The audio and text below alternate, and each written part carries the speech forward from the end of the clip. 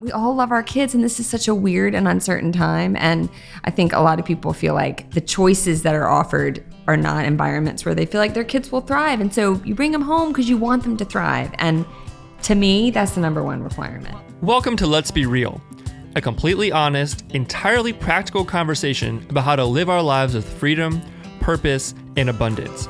Popular author and communicator Nicole Unice brings her 20 years of experience as a counselor, pastor, and coach to a real conversation about the tricky questions and tough decisions in life, and how to find clarity in action no matter what obstacle you may face. Have a topic to suggest or a tricky situation you need help with? We'd love to hear from you. Send us an email or voice memo to nicole@nicoleunice.com, and we might feature you on the show. And now here's your host, Nicole Unice. Hey everyone, welcome to the Let's Be Real podcast. I am your host, Nicole Unice, and I am joined by a fantastic friend of mine who also has so much wisdom to share with us today, Miss Carrie Mullins. Good morning. I enjoy making up titles for Carrie, and I dragged her. This just represents our friendship. I dragged her into this creative conference last year, and when we went to that's right. It was in February. Has it feels like 20 years. Has a decade gone by? It's just that time. Do you remember back in the days? Yes. Pre-pandemic in those days. And I was doing some PR for this conference, and we were pitching to a local news station, and they insisted that they wanted Carrie and her hobby, which was knitting, on the news. I mean, I thought you were never going to, have you forgiven me I don't know. for that? It's still a little bit scarring.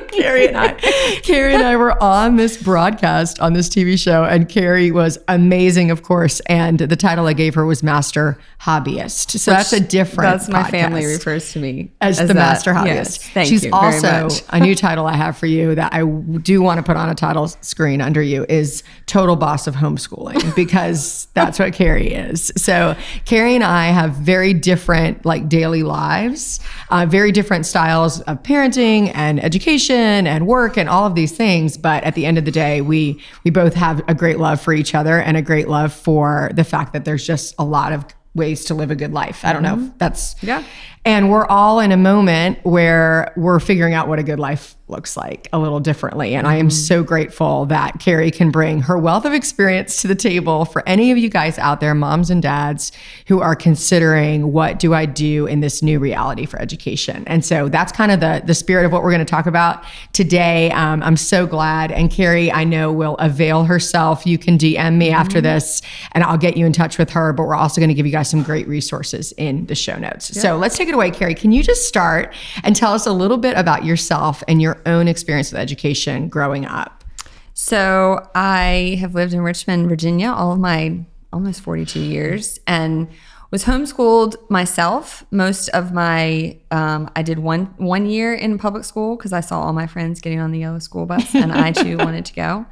And then I did 2 years in a Catholic school because that was the option that was available at the time. So but the rest of the time I was homeschooled. And so when it came time, I have 4 daughters. And when it came time to figure out what to do with them, we homeschooled our oldest for kindergarten. But the week the kindergarten started, I had my 3rd baby. And my sweet husband was very supportive, but he also was like, okay, I don't think this is what I thought our life was going to be. So we put her in school, and she was in a private school through the 4th grade, and our second daughter was in private school through the 2nd grade. So we pulled them out. They were rising 5th and 3rd graders, and now my oldest is going to be a senior in high school. I was counting the year. This is our 8th year consistently of homeschooling. Oh my gosh. Is insane. Well, and I love what I just love the narrative that you are talking about. There's been a season for public school. There's a season for private school. This isn't about like a philosophy of life that is rigid or has to be a certain way. And you're telling me that you've got your own kids and you both had experiences of going into public school and then back. And I'm just like, it's just blowing my mind to think about, like, when you first started, do you think that you just knew you could do it because you had done it, or what? I think a lot of people that I talk to are like, I'm not equipped to do that. I can't be a teacher. Well, I think I told a friend last week who called me, believe it or not, I've had a lot of people calling me, asking me, how do I do this? And I told her, I said, you know what? The main requirement is that you need to love your kids. You very quickly figure out things that work and things that don't. Your kids drop lots of cues about what's working and what's not working. What if they drop too many cues? That's another question. I'm going to ask you about discipline in just a minute. But yeah, that is probably a whole other question. But I think we all love our kids, and this is such a weird and uncertain time. And I think a lot of people feel like the choices that are offered are not environments where they feel like their kids will thrive. And so you bring them home because you want them to thrive. And to me, that's the number one requirement. Well, and I love that you're touching on that, because one of the things I've really tried to encourage people, and we've tried to do in our family, is to think about what values do we want to impart in our kids for the long term? Like, what kind of adults do we want them to be? Yep. And if you really think about that, you're going to find no education system could completely encompass all of those things. That no matter, you could pay for the highest level private school there is, they're not going to be able to impart everything that you want to impart as a parent. So maybe this is a season, maybe it's a short season for some people, maybe it's a longer season for others, where you can think about what those values are. What is it that I really want? Yep. And then how could we create an experience this year or longer? Maybe for some, this will be a new way of life that are a part of that experience. Because I do think it's easy to get lulled into believing that my school is going to do all the things. And I don't know. I mean, this is the Let's Be Real podcast, so let's be real about it. I know I have been very much like susceptible to thinking like, oh, I don't need to deal with that. Like, the school will deal with that, you know? And how does it feel? Like, talk to us about what it feels like to kind of be that end all be all. It feels like a lot of pressure. Well, I think though that the unique thing that I found happened when we took our kids out of school and brought them home was I had a much more heightened awareness of their hearts, and I was much more aware of the spirit, that was happening, especially between siblings and the ways that they were interacting with each other. And I could see things a lot sooner than, you know, when you're on a school schedule, you're like out the door at 7:30 and they don't come home until 3, and then you're doing homework, and then it's, you know, play and bed, and you do it all over again. And there's not really time to look at some of the deeper issues that might be going on. And so I have found that there isn't more time to get to the heart of things. I don't feel so rushed through my day. And sometimes, especially when my kids were in like early middle school, we would just stop what we were doing in the day. And I'd say, you know what? Something doesn't seem right. What is going on? Let's stop and talk about this. The English can wait. Like, let's talk about what's bothering you and what's upsetting you.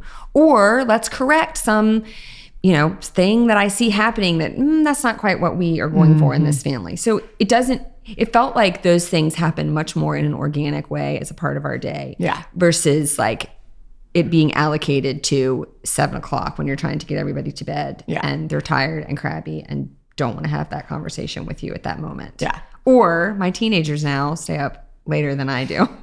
So we have those conversations later at night because we can. Yeah. So let's talk about, because I think for all of us, we kind of approach a potential change in our life, and especially a potential change that we have not asked for. It's been brought to us. And so if you're in that stage of contemplating what is the school future look like for my children, let's do this. Let's talk a little bit through our head, like just some mechanics of what your week looks like, about how you get resourced, all that. And then we'll talk a little bit about the heart, all of these questions of like, what about discipline, and what about my own dreams, and we'll do that second. Yep. So let's go head first and just walk us through what a typical week looks like for you as a homeschooling mom. Well, I think you have to be okay with everybody has a different personality, and you as the mom are the teacher, and you set the tone of your schoolroom, your schoolhouse. Is this an actual room in your home? Yes. When you say that? We do have a room.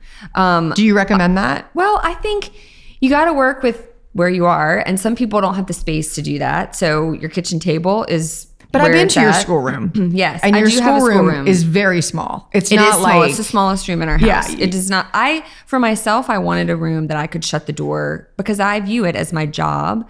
I wanted to be able to shut the door and walk away when we were done for the day. Okay. I also, as I was teaching younger kids, my older two don't use that room anymore because they're in high school. But my younger two, I wanted a space where everything was organized. I knew where their books were. Stuff wasn't spread all over the house.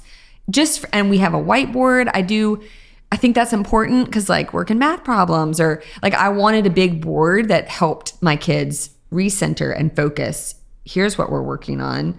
Well, I just believe in the importance of place. And I Yes. think that even if you don't have a room that you can dedicate, if you can maybe make a part of your day the setup time Yes. where you're like, this is the space, whether it's like your dining room table, Yep. but what that does for a kid too, to say Yes. like, we're coming into a time now that is a set apart Yep. time where you're almost taking off your mom hat and putting on your Correct. teaching hat. And Well, and I've seen some people, they have little carts with each kid's stuff on them and they wheel them out to the table. And that's just some place that your kids can feel organized themselves. I think that's a helpful, they have a place where their school stuff stays so that it's not scattered all over the house and you're not spending time every day. Where's your spelling book? Where's your math book? It's all in one place. and what is the time? I mean, is it different with the age of the kids? Oh, yeah, for sure. I mean, I think there's a misnomer that kindergarten needs to take 7 hours.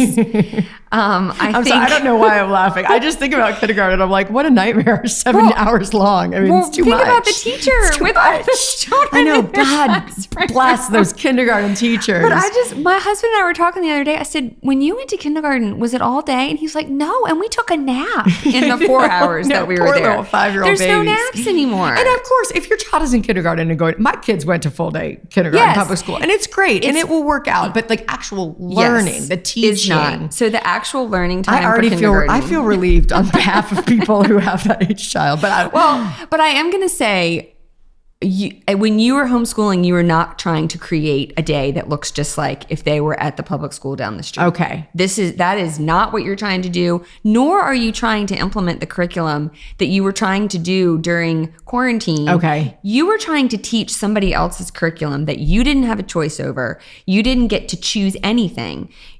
That's not fair. That's not an authentic Well, or and it's true not picture and of it's it. not designed for. I mean, I No. don't know that much. You tell me. But my experience of your homeschooling has been a lot more creative, a lot more free in the sense of like projects and things. Yes. Than what obviously God love those teachers and administrators had to like whip together. Correct. In- I don't blame them at all. Yeah. But I think you need to free yourself up if this is what you're doing, that you're not trying to recreate that experience Yeah. for your kids, which I think then gives you the freedom to do a lot of really different fun things. So when they're young, like let's say K through 3, like I know it's different for everyone, but what's the range of time that you're like in the schoolroom? Well, kindergarten is really like 30 to 45 minutes. Well, what do they do for the rest of the day? I'm so confused. I mean, there's a lot of time spent managing a classroom, trying to get kids. But what do you do with that kindergartner? Like when you had a kindergartner and then 3 other kids, what does the kindergartner do?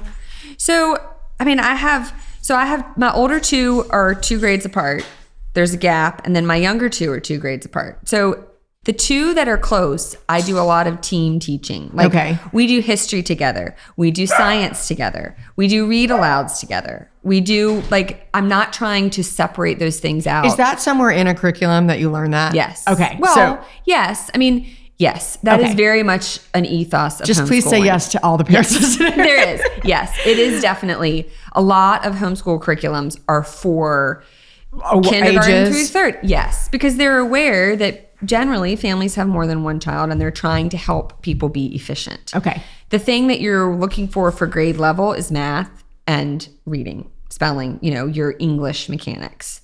So that part of your day for a kindergartner is really 30 to 45 minutes. Okay.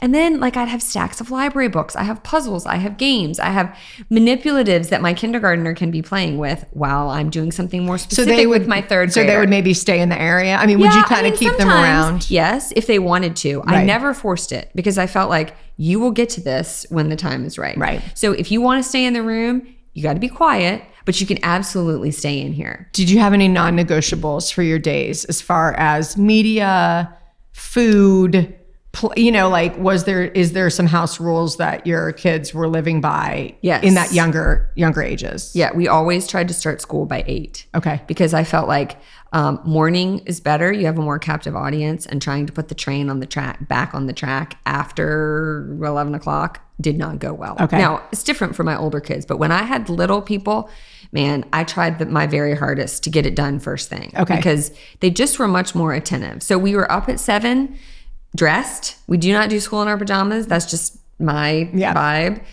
Breakfast, bed made, chores, all of that stuff, ready to be at their desk at 8 o'clock. And we started that early, and that's sort of stuck. I mean, that's just how we do it. I love that I am less, I know some of this you come by naturally. You're a very routine oriented person, but I'm less scheduled. But I think back to that time, particularly with kids, and know kids thrive in structure and schedule, and they thrive in knowing what's coming. Yeah. And so when there are those blocks of this is what we do first, this is what we do second, this is what we do third in a day, you actually have less discipline issues for sure because of that structure. Now, some of you out there are like, I am not structured. You probably, as your self-awareness has grown about your own growth as a human being, you've realized I'm not that structured, but I need structure. So this actually can help you thrive too. You may need some encouragement, some friends, some people. We're going to put in the show notes a bunch of resources for you to kind of keep you feeling in like you're in community. But okay, so 7, 8 o'clock you started, you knew it would be hard. And then I guess it just gets a little bit longer as the kids get older. Yeah. And I would say, I mean, my youngest is now rising 4th grade, and we are working pretty focused work from about 8 to 11. Okay. And it just, I mean, it depends on what we're working on that day. If we get off on some wild rabbit trail and, get really interested in something, that adds obviously more time. But for the most part, and it's she and her 6th grade sister are in the schoolroom, and we're working pretty hard for those 3 hours. And then we take lunch, and then sometimes we got to come back to it. I mean, sometimes they haven't finished what they needed to, and we'll come back in the afternoon. How do you structure your own, like, what in your mind, is this everything for you? I mean, I know that you have, you host people in your home a lot, you have lots of hobbies, you have lots of things that what do you set aside in your mind for this job? You mean like my own? As far as hours and kind of like commitment, what does it look like for you? Yeah, I mean, I sort of set in my mind 8 to 2 is kind of my, like, that's when I'm on. I try really hard not to answer the phone. Okay. I try really hard not to check email. Like, you don't schedule anything. No. And it's Monday through Friday? Yes. Uh-huh. Yeah. And like, your life has looked different than mine. The girl mine. likes the schedule. Let's just talk about the girl likes the routine. But she ain't answering the phone. She likes to say, "Oh, let's go out of town." I'm like, I gotta work. Like, I just, for my own, I want to do it well, and I know myself. Some people can put it down and come back to it, but for me, my own self, for it to be successful, I need to have that structured time. Yeah, and obviously, some people are entering into the season like, this is a great opportunity for us to have flexibility as a family. Absolutely. You can build that in. I mean, just because you're saying absolutely you prioritize it. I mean, y'all are gone. We travel. I mean, you travel. We have an RV. We love to adventure. But I just was working on my school calendar yesterday. I have a teacher planner, and I sit down and work through everything, and I give us off a week in the fall because we love to go to New England, or we go visit grandparents. Like, I schedule that time in. Yes. Now, there are some days where it's all going sideways, and I say, you know what? We're stopping. Let's go to the park. Let's take a walk. Let's go to the grocery store. Like, just look at something different than what we're doing right now. And sometimes that's okay. That's not planned. But I do find that my kids sometimes just need pause. Right. And that's more important than finishing the multiplication table. Which we all need. And that is a beautiful thing to learn as a child. Talk to me about when you had littles, like you've got a kindergartner and like preschoolers, or what in the world do you do? Can you tell I'm amazed?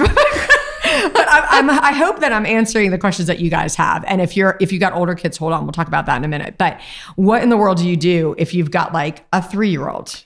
Yeah, I mean, I was just with some friends on Monday night talking about this, and it's hard because my younger 2 did go to preschool. Right. There was an option for that. I don't know. This is weird and uncertain times. Yeah. I don't know if preschools will be an option for families. So the first year that we homeschooled, my youngest 2 were in preschool. So I knew that I had 9 hours a week that I could do with no interruptions from my little two. Now, as that changed and I had middle schoolers and then a kindergartner at home, my school day did have to shift a little bit because I needed Molly to be taking a nap when I was doing math with Anne-Melise and Rebecca. It had to shift a little bit just because I had a little person around. But it also, my kids have gotten to be really good at independent play. Like, you got to go upstairs or you got to go in your room. I have to help your sister and I will come to you when I'm done. Yeah. And I've had funny conversations with people because they've said, how do they learn classroom, raising their hand and all of the things that you learn in a bit? I'm like, my kids have had to learn how to wait their turn because there's only one of me and there's 4 of them. Right. So you got to wait your turn because I'm helping Anne-Melise learn how to do long division. Right. I can't. You have to wait. Well, and I think a lot of this season is also about having an open mind to creative solutions. Like, I think back to when I first started working and was doing some writing ministry, and I had an 11-year-old who came over and she was a mother's helper and it was like $3 an hour.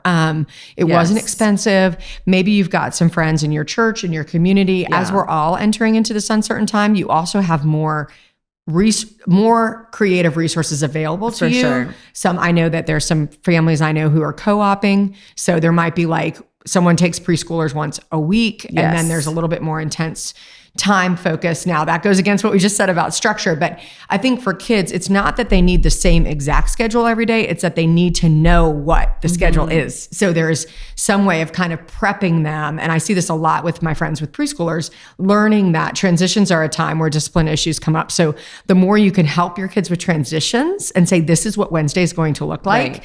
And this is when we're going to do ice cream. And this, then that gives a little bit of that structure that I think kindergarten teachers are naturally really good at. Yeah. So okay, I've got a couple more questions about the actual logistics of learning, and then let's talk about some character stuff. So what if one of your kids is struggling? Like, I think specifically about reading, I mean, the difference to me in helping a child who knows how to read, learn. Yes. And who does not know how to read, and I know there's tons of resources out there on the computer and everything, but that can't be your all in all. So yeah. So have you struggled with that? Yes. 2 of my kids struggle with dyslexia. And one of the great things about homeschooling is that you can see it a lot sooner than maybe it would be picked up on in a traditional environment. Did you know it because of how did you know it though? Because when you say you can see it earlier, I mean, a teacher sees hundreds, if not thousands of students. As a mom, you're only seeing your child. Did you just have a gut feeling or was it? So my third daughter is the first one that I taught how to read because my older 2 learned in school. And so, I was working through this fabulous book, Teach Your Child to Read in 100 Easy Lessons. Okay. Buy that. Which we will resource you. It's in the show notes. Is fantastic. And she learned how to read, but she was struggling with spelling as school went on. And thankfully, in the Lord's kindness and providence, I have a sister who was being trained in educational therapy. And I asked her, I think something's not quite right with actually 2 of my kids. And so we had some testing done, and sure enough, you just can tell, especially when you have more than one kid and you see one gets it, they have no problems, they're doing just fine. And then you look at the next one, you're like, something's just not quite, she just seems to be having a harder time than her sister did, or she seems to be frustrated by this. Yeah. And so we had some testing done and we were able to get some help, and it's remarkable the turnaround that has happened for both of my kids who have struggled. And I think because I just was super aware and I was the one teaching, I could recognize this is just not happening in the way that I had thought it would happen. Yeah, and I think that when you just set aside the idea that you need to be perfect or that you need to be an expert, the other thing that happens is if you can set those things aside, we are much better. I think this is one of the things that's characterized our friendship at asking for each other's help. Like you can ask someone else, like, do you think this is weird? Have you experienced this? I think so much of what happens with people when they feel really insecure is they close in on themselves. And so then they don't reach out. And this, I mean, I know from just by proxy that the homeschooling community is a fantastic it's a huge community. It's huge. And this is one of the beautiful benefits of technology is Yes. that, and you probably have new potential friends that are literally in your backyard that you don't know about. This is an opportunity for a new season. Yep. And I think when you worry about, am I going to teach them wrong, or am I not, they're going to miss something? I think that's a huge obstacle that people feel is somehow my child's going to have this massive gap, which of course assumes that you're going to homeschool them all the way through. Like maybe it would help to only think 1 year at a time. Well, and that's what we do. I should have prefaced all of this by saying every year we have said, is this working? We sort of have a state of the union. Is this working? And by Is we, this do you good? mean you and your husband? And You and our the kids? I mean, as our kids have gotten older, we'll have more conversation with them. And is this the quality of life that we want? Is this are all of these things, are we working towards our family goal? And every year we've come back to, yes, we want to keep doing this. This is the choice that we want to keep making. But we haven't always said no to everything else. We've tried to have an open mind about the other opportunities that are out there. Yeah. But we have loved, my oldest daughter has finished high school and she's a rising senior in high school. So she's doing dual enrollment classes because she can. Yeah. And she has come to recognize the huge beauty of flexibility. Yeah. And she loves it. So, what are some of let's talk, since this is about, we always know that there are pros and cons to everything. What do you think are some of the drawbacks to homeschooling? I think when you have little kids, it's a big sacrifice of yourself. Yeah. That was hard for me because when my kids were I had 1 year where I had 2 in school and 2 in preschool, and I had 9 hours of glorious time in my house by myself. And I'm a huge homebody. I love my home. And it was hard. It was a big sacrifice. And I was with a friend the other night and she said, how do you find time for yourself? And I said, it looks very different when you're in that season of life. And it is a huge sacrifice. But I will say now as an adult, I look back on my own experience of being homeschooled, and my mom is my hero because I look at how much she gave up because she believed so much in what she was doing. And I think I want to do that for my kids. I want them to recognize how much I love them, that I'm willing to sacrifice the walk that we would take once a week, or, the time at the mall, or going to get coffee, or whatever gives you life. You're running, or whatever it is. I did have to give that up for a season. Now I don't anymore. Yeah. I have a 17-year-old down to a 10-year-old. They don't really need me anymore. They need you, but I'm not, maybe not to the, of course they need you differently. And it's totally different. We both are big proponents of saying this whole lie that if it's not one thing, it's the other. That sometimes I hear parents say, I'm like, that's pessimistic and really fatalistic. It's not true. There are seasons, they do change. I feel that right now. Absolutely. I was preparing for our podcast. I'm just sitting with my coffee quietly. And I'm like, there's no such thing as sitting with your coffee quietly. No. When you have little kids, and that will come. It is not forever. Correct. It does change. Yes. And the seasons of when you have a kindergartner down to a 17-month-old, their needs are very different. And you're saving the life of the 17-month-old while you're trying to teach the kindergartner how to read. You have to be okay that your day is going to just look different. Yeah. And that you are giving a lot of yourself. Yeah. But I will say they go to bed earlier, generally. That's true. I know. So you have your evenings. If I could go back to my little, my earlier, younger self, I'd be like, you better enjoy those evenings. Because in your mind, you think, oh, when I have teenagers, we can go out. Yeah, but well, no one goes out anymore. There's nowhere to go. So now we're all at home all the time, and everyone's awake all the time.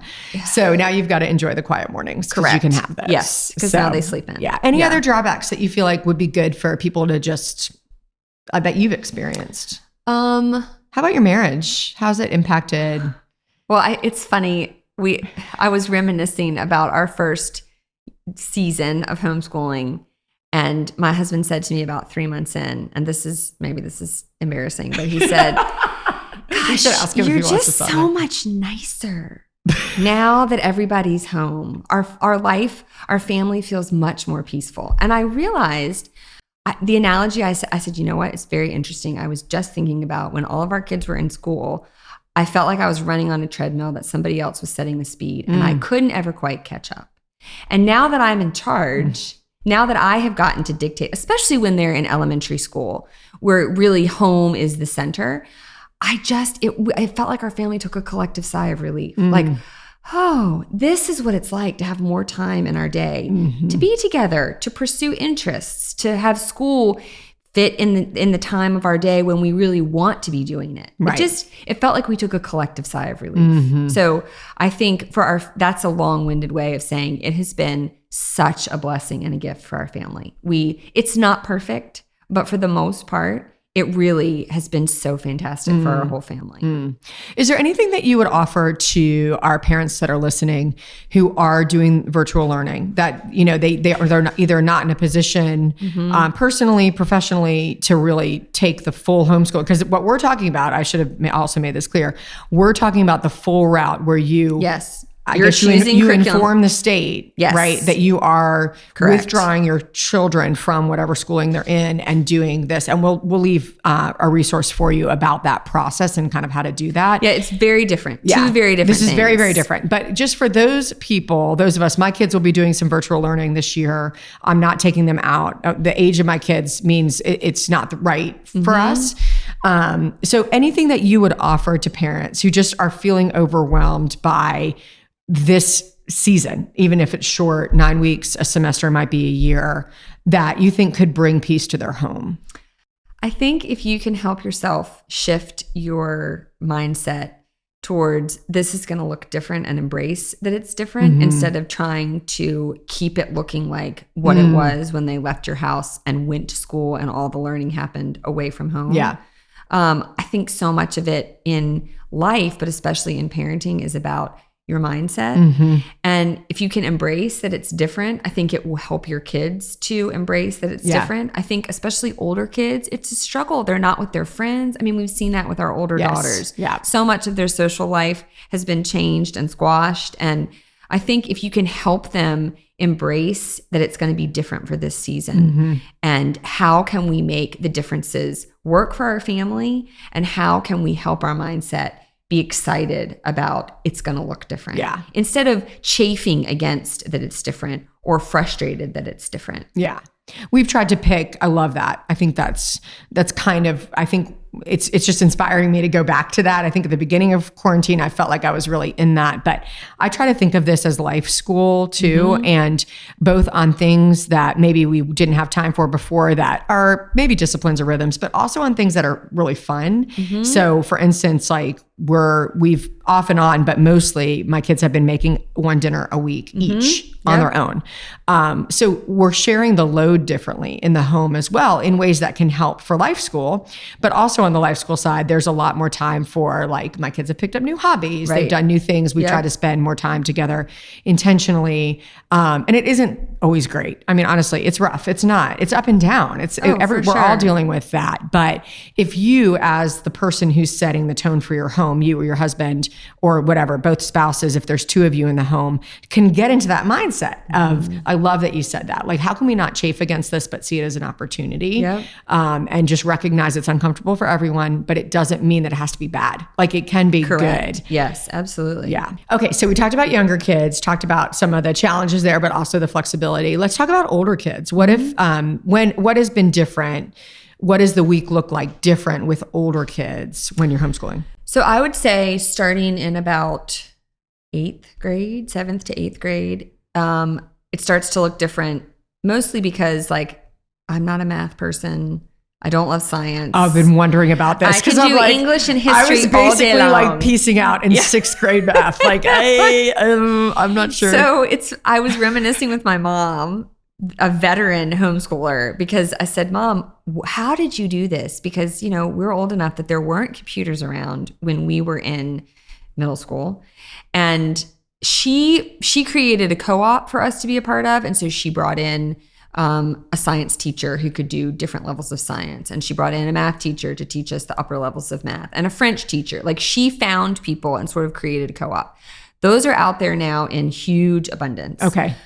Now, though, I don't know. I mean, quarantine has changed all of those things. Right. I'm sure they've pivoted. Like, they have pivoted. We'll put our best notes together for you guys if you're interested. And obviously, it just, for clarity, a co-op means families come together, they pool their resources, and they share a teacher, a tutor, an expert, whatever, for their collective kits. So, full disclosure, 3 of my kids, actually all 4 of them, were signed up for a co-op that we change. We pulled out of it a couple weeks ago because it felt so uncertain, and I just didn't know where they're going to even be having it. So I'm saying all that because there are massive amounts of online resources, classes. My 10th grader is taking Algebra 2 online with a live teacher with just one class. So you can sign up for just one class. Yes. Okay. You can do one class. You can do all your classes. There are tons of different schools, online schools that are offering a myriad of options. And of course, the difference between an online school like that and your virtual learning in your school system is going to be some of the structure and the routine. There's more flexibility in an online class that you're paying for than probably the virtual experience that you're signing up for. Well, and it depends on, like, Liberty University has a huge online school, K through 12, that is a much more structured environment. Okay. I would say that the biggest difference in those different kinds of learning environments is that you are choosing what your kid, you're not doing the program that the county is dictating. Okay. You are choosing what your kid wants to take.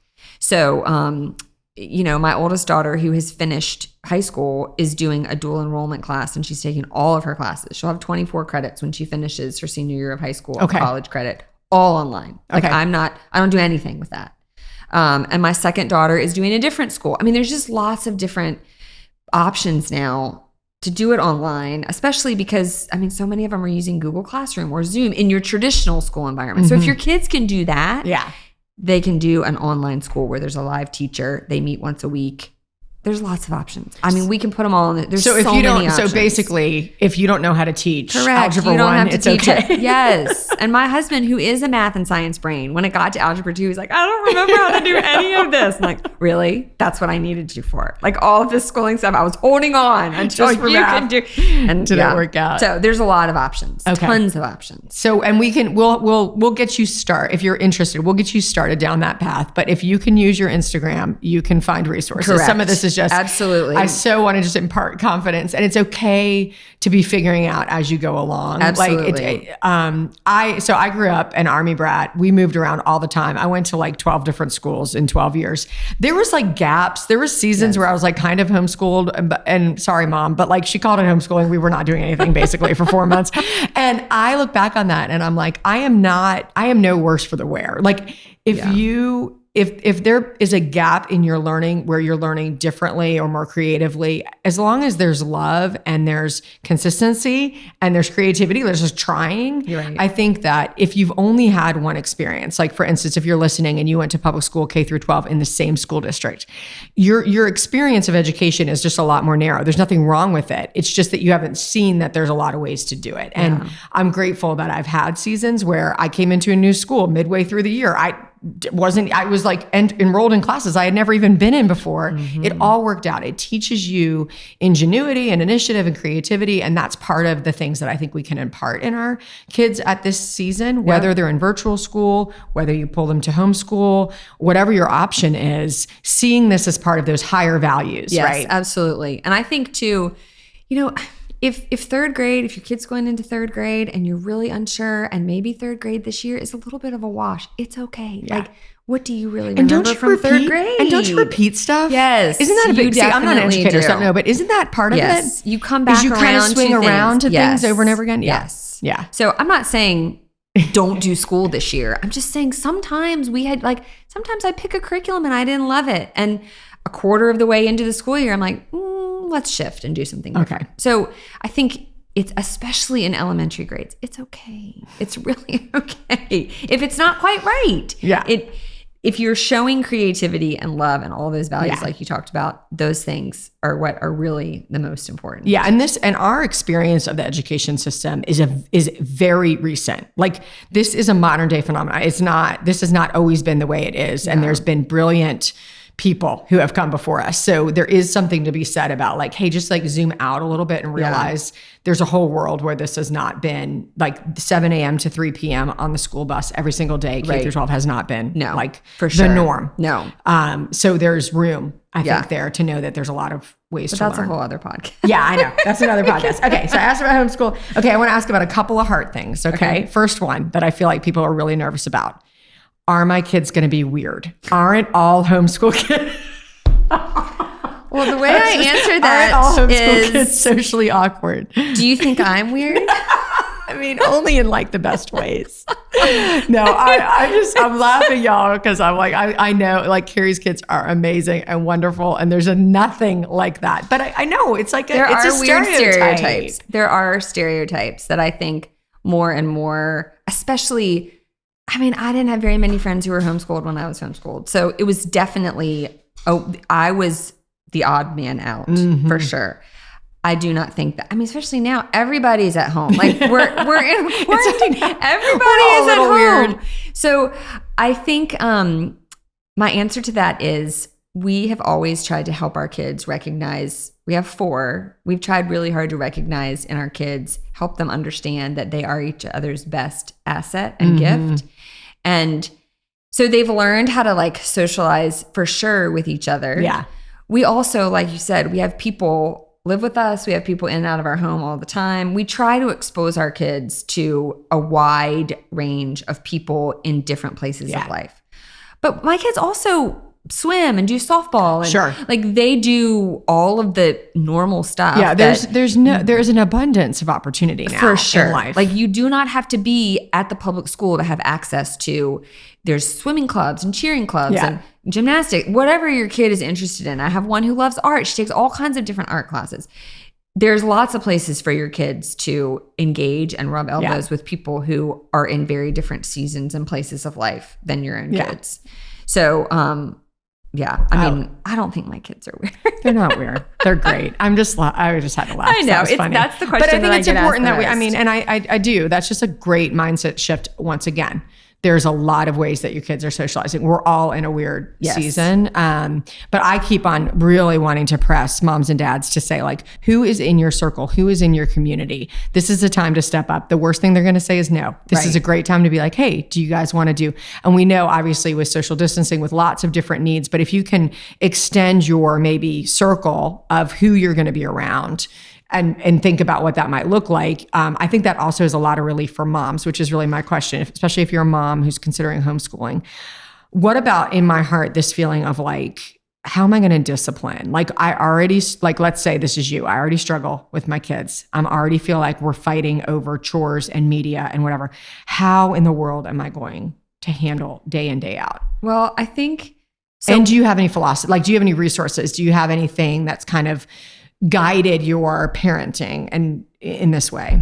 Yeah, I mean, I think honestly, when my kids were at school all day and then came home, they were much more of a problem than when we were all home together in a day and they each could find their own space in our, like, you know, one would retreat to my sewing studio or one would retreat to the living room to read a book. Like, they found space in our home, but her sewing studio is a closet. Don't get overwhelmed. No, Carrie is not. I just, for those who don't know you, like you sound like you live on this like estate. No, it's you make beautiful places. You make beautiful places, but it's a small little spot. We don't have a big house, and I try to have room to create my little own nooks. Yes. So I've tried to have space for my kids to spread out a little bit because we do spend a lot of time with each other. Right. But my youngest two share a room because we don't have a huge house, and so. I'm saying all that because I did find when my kids moved from being in separate schoolrooms to being home more, they got along better. Okay. Now, I don't know why exactly that is. I have a lot of theories on that. Okay. But they got along better.